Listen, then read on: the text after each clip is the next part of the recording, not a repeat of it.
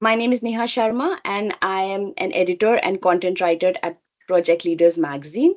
So, forget stuffy suits and corners offices. We snatched some FaceTime with Ashish, the CEO of UPL, SaaS, and the mastermind behind Nurture.farm. This project is a revolutionary digital platform transforming agriculture through technology.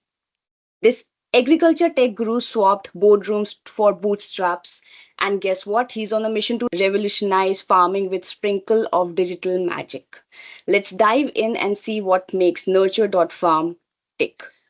All right, so Ashish, you have conquered the agriculture world from Japan to China. What made you ditch the big league and join Nurture.farm crew? Did someone finally convince you kale wasn't just a fad?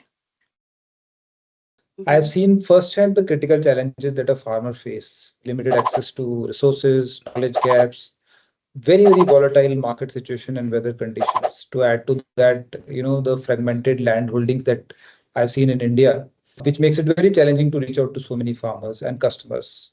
So I think with this background, I think the overall Nurture Farm mission resonated very deeply with me because it addresses these issues head on, using technology as a tool to empower farmers and drive sustainable growth.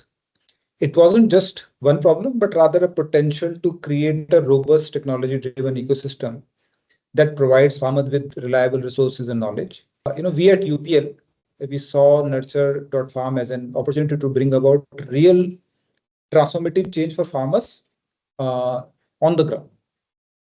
Okay.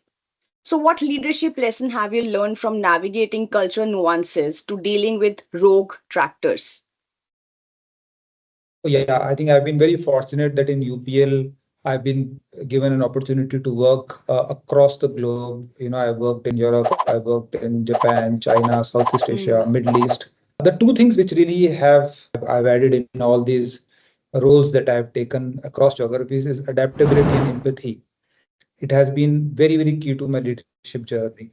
I learned to understand and respect cultural nuances, which greatly influenced my approach to leading teams and more important in building relationships. Because as in leadership, that's something which is very important.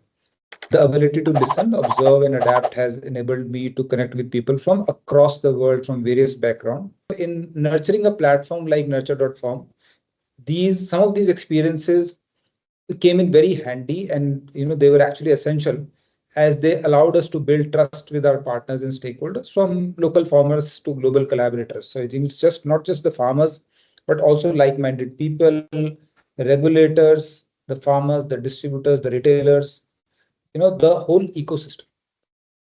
Okay. What are you most proud when it comes to how Nurture.farm is changing the lives of farmers? Yeah, so I think we are incredibly proud of the stories that we hear from the farmers, whose lives we have changed due to Nurture.farm.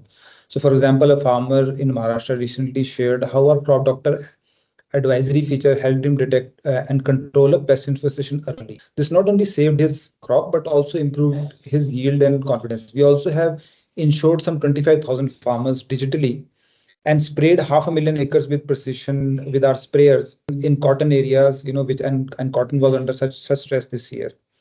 And such stories are powerful reminder of what we do, why we do, and they Mhm. validate our overall mission with Nurture.farm and inspire us to keep pushing forward.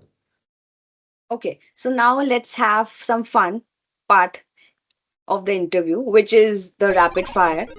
Ashish, tell me, are you a morning person or a night owl? Oh, I'm a night owl, 100% night owl. So you keep working at night majorly? Yeah, I feel night is a good time. You're not distracted, and I think it's a good time to work on a lot of stuff. I don't sleep much, so it's not that I sleep very late in the morning also. I normally get up early. If you had to choose between spending a day in the field with farmers or a day in a boardroom, which one would you pick? Oh, without a doubt. A day in the field with farmers, connecting with them directly gives us a very invaluable insights and keeps us grounded in realities, of their challenges.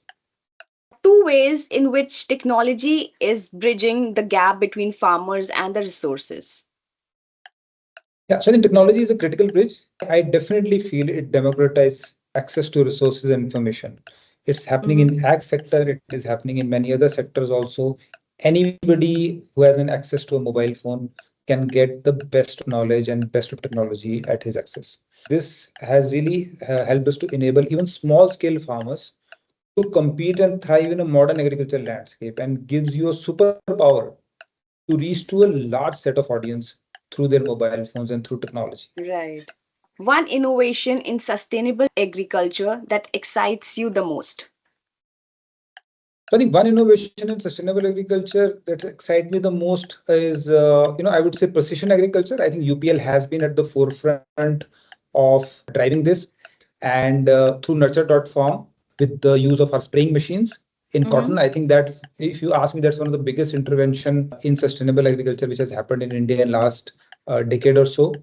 The spraying machines which are there in cotton, these are Uberized machines running in cotton and soybean and sugarcane areas, where 1 acre can be sprayed in 6 minutes. We also have drones, and the other thing also is the AI driven advisory system that we have. This innovation allows us to maximize yield while conserving resources. Who or what inspires you to keep pushing your boundaries?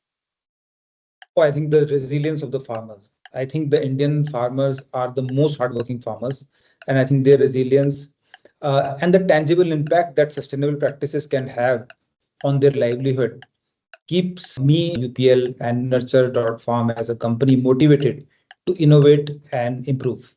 Nurture Farm is shaking up things. What exciting developments can we expect in the future of agriculture thanks to the digital revolution? Yeah, so I think in Nurture Farm, there are three, four aspects that we are working on. We are trying to tackle a complex challenge and make a more sustainable and resilient agricultural ecosystem. So we are touching at two, 3 points in the whole agricultural ecosystem. So the first is access to authentic agriculture inputs and rural credit. That's a piece on which we keep on working on. This is to make sure that through our Nurture.retail app, we are combating the counterfeit products and providing reliable support and high quality certified agriculture inputs by ensuring that agri retailers can have access to these authentic products and secure rural credit. We are also working to further strengthen the supply chain and enhance the trust between the farmers and the retailers. Of course, Mhm. access to mechanization is something that we started 10, 15 years back, and we continue to work on this, transforming the labor intensive task and making farming more productive and precise. We are providing tools like spraying machine. Now we are going to boom sprayer, drones, and seed treatment machines, allowing farmers to apply treatments efficiently and reducing waste. Everything comes together in programs like Shashwat Mithas program. We are giving the crop advisory, and we are also giving the weather advisory. We are giving insurance. We are giving machines. We are giving credit, all through one common platform. Similarly, we are doing a program in rice for this.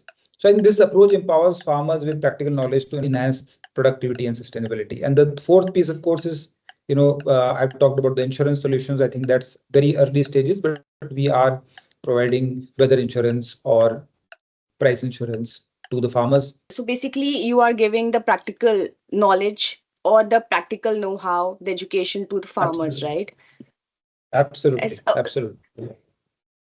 so, how were their reactions when they first saw the drones covering the fields and helping them out with their process?